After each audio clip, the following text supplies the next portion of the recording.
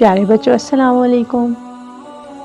حضرت آدم علیہ السلام اور فرشتوں کی کہانی تو آپ لوگوں نے پڑھی بھی ہوگی اور سنی بھی ہوگی، لیکن کچھ کوسچنز آپ کے مائنڈ میں تو آتے ہوں گے، جیسا کہ حضرت آدم علیہ السلام کو جب اللہ تعالیٰ نے منع کیا تھا کہ آپ نے جنت میں جو ایک خاص درخت ہے اس کے پھل کو نہیں کھانے کے لیے جانا، تو آپ وہ اس پھل کو کھانے کے لیے جانے لگے، تو اللہ تعالیٰ نے ان کو روکا کیوں نہیں تھا، یا کسی فرشتے کے ذریعے انہیں ایسا کرنے سے کیوں نہ منع کیا اور بچایا کیوں نہیں؟ کتنا اہم سوال ہے یہ، ہے نا؟ بچوں، جب اللہ تعالیٰ نے حضرت آدم علیہ السلام کو بنایا تو ان میں یہ صلاحیت بھی رکھ دی تھی کہ اپنی مرضی اختیار کر سکیں۔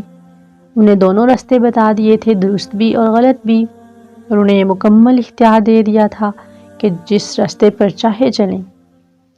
یہی انسان اور باقی ساری مخلوق میں فرق ہے۔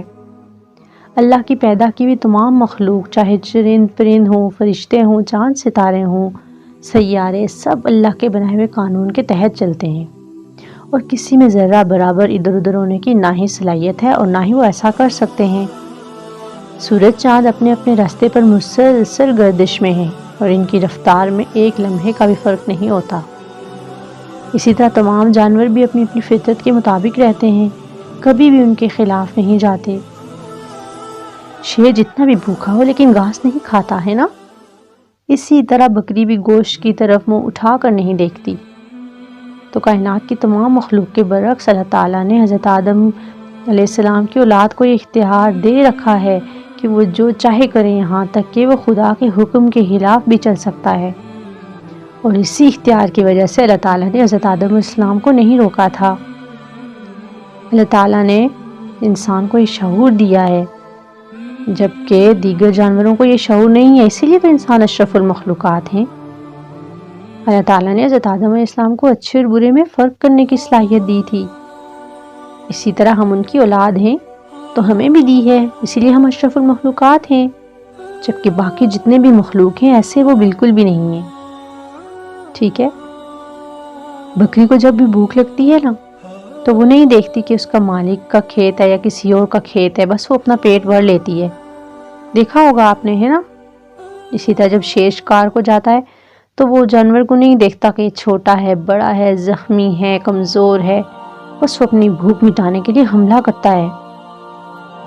ٹھیک ہے بچوں، اللہ تعالیٰ نے فرشتوں کو بتایا کہ میں آدم کو بنا رہا ہوں، تو انہوں نے اعتراض بھی تو کیا تھا، ہے نا؟ تو فرشتوں نے ایسا کیوں کیا تھا؟ کیونکہ فرشتوں کو اس بات پر حیرت ہو رہی تھی کہ ایسی مخلوق بنائی جا رہی ہے جس کے پاس خدا کے حکم اور قانون کے خلاف کام کرنے کی بھی صلاحیت ہوگی۔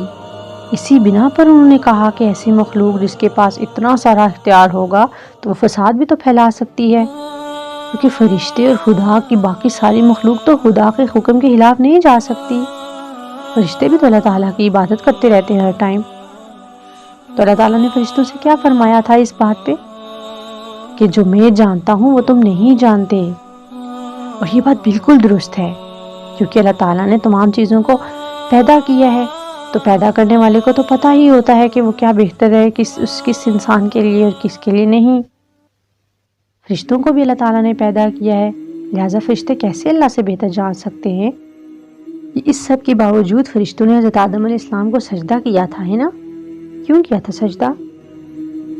بچوں، اللہ تعالیٰ نے جب حضرت آدم علیہ السلام کو پیدا کیا تو ان میں یہ صلاحیت بھی رکھ دی تھی کہ وہ علم حاصل کر سکیں اور کائنات کی چیزوں کے نام جان سکیں۔ حضرت آدم نے اللہ کی دی ہوئی صلاحیت سے فائدہ اٹھایا اور اپنے ارد گرد کی تمام چیزوں کے نام جان لیے۔ فرشتوں میں تو یہ صلاحیت نہیں تھی، اس لیے وہ کائنات کی چیزوں کے بارے میں کچھ بھی نہیں جانتے تھے۔ اب اللہ تعالیٰ نے فرشتوں سے پوچھا کہ ان چیزوں کے نام بتاؤ، تو انہوں نے تو کہا کہ ہمیں معلوم نہیں، ہم کیسے بتائیں؟ اللہ نے پھر حضرت آدم علیہ السلام سے پوچھا تو حضرت آدم علیہ السلام نے تو تمام چیزوں کے نام بتا دیے۔ اس پر فرشتوں سے اللہ تعالیٰ نے فرمایا کہ جو میں جانتا ہوں وہ تم نہیں جان سکتے۔ اسی برتری کی وجہ سے اللہ تعالیٰ نے فرشتوں سے فرمایا کہ وہ آدم کے سامنے جھک جائیں۔ تب تو سب نے حضرت آدم علیہ السلام کو سجدہ کیا، یعنی کہ کائنات کی تمام قوتیں انسان کے سامنے جھک گئی۔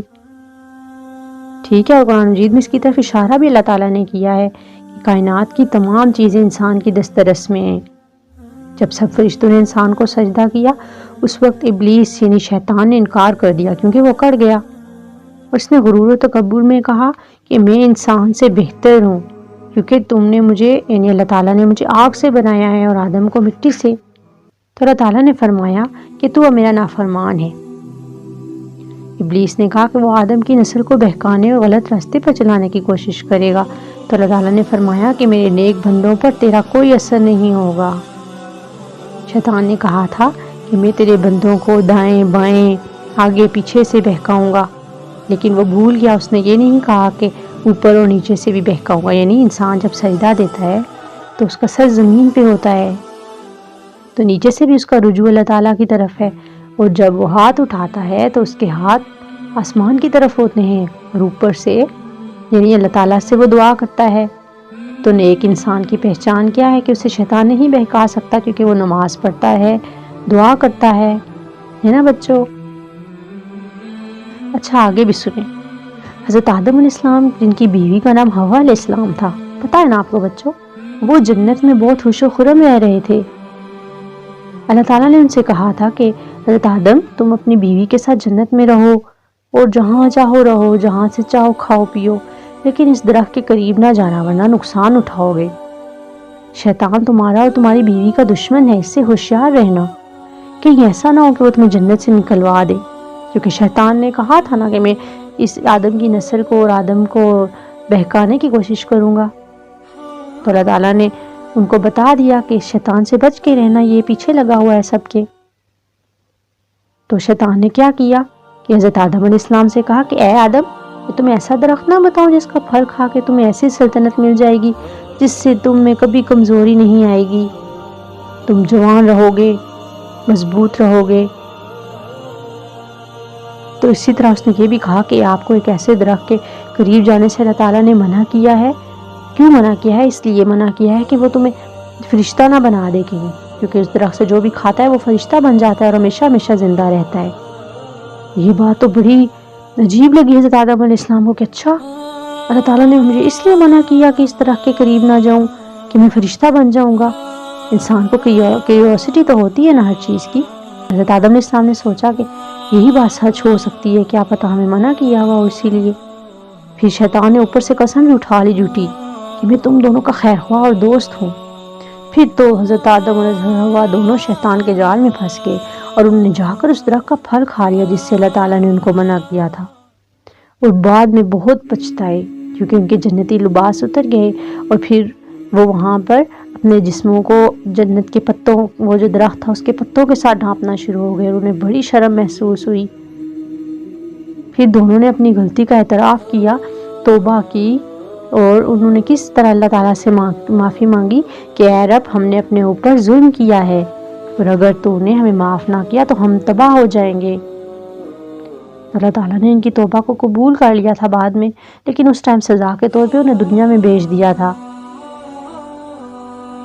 تو اللہ تعالیٰ نے ہمیں قرآن پاک میں بار بار شیطان سے باخبر رہنے کی تاکید کی ہے اور بتایا ہے کہ شیطان انسان کا کھلا دشمن ہے. ٹھیک ہے بچوں، آج آپ کو کتنی باتیں پتہ چلی ہیں، ہے نا؟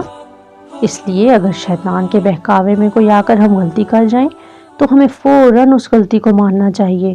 اللہ تعالیٰ معاف کرنے والا ہے نا. اللہ تعالیٰ سے دل سے معافی مانگنے پہ اللہ تعالیٰ ہمیں معاف کر دیتے ہیں. اور ہم اگر توبہ کریں گے تو توبہ کا مطلب ہے کہ ہم دوبارہ وہ غلطی نہ کریں، دل سے معافی مانگیں. ٹھیک ہے؟ اور ایسی غلطی نہ کرنے پہ ہماری غلطی معاف ہو جاتی ہے. ٹھیک ہے بچوں.